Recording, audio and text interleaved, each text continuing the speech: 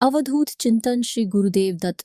श्री स्वामी समर्थ. नमस्कार स्वामी भक्तांनो, आपल्या चॅनलवर तुमच्या मनःपूर्वक स्वागत.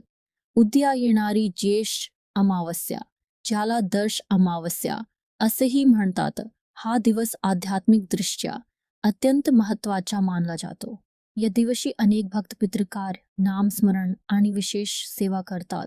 आज मी तुम्हाला अशी एक सोपी पण प्रभावी सेवा सांगणार आहे जी अनेक स्वामी भक्त श्रद्धेने करतात. ही सेवा म्हणजे कर्पूर होम. कर्पूर होम का करावा? जर घरात वारंवार वाद होत असतील, मन अस्वस्थ राहत असेल, नकारात्मक वातावरण जाणवत असेल, कामात अडथळे येत असतील किंवा घरात सकारात्मक ऊर्जा वाढावी अशी इच्छा असेल, तर श्रद्धेने ही सेवा करता येते. लागणारे साहित्य: एक नारळ, भीमसेनी किंवा साधा कापूर, काडी पेटी, एक ताट किंवा डिश. सेवा कशी करायची?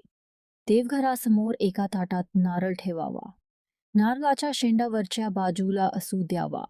त्यानंतर एक कापूर नारळावर ठेवून प्रज्वलित करावा. कापूर जळत असताना सतत श्रद्धेने जप करावा. श्री स्वामी समर्थ, श्री स्वामी समर्थ. पहिला कापूर संपत आला की लगेच दुसरा कापूर ठेवावा. अशाच प्रकारे एकूण 7 कापूर जाळायचे. संपूर्ण वेळ मन एकाग्र ठेवून नामस्मरण करत राहावे. ही सेवा किती दिवस करावी? अनेक भक्त ही सेवा अमावास्येपासून पुढील अमावास्येपर्यंत करतात. काही जण पौर्णिमेला नारळ बदलतात. नारळाला तडा गेला तर घाबरायचे कारण नाही. नवीन नारळ घेऊन सेवा पुढे सुरू ठेवावी.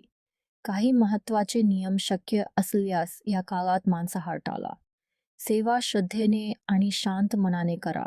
मासिक धर्माच्या दिवसांत सेवा थांबवून नंतर पुन्हा सुरू करू शकता. एखादा दिवस राहिला तरी निराश होऊ नका. पुढच्या दिवशी सेवा सुरू ठेवा.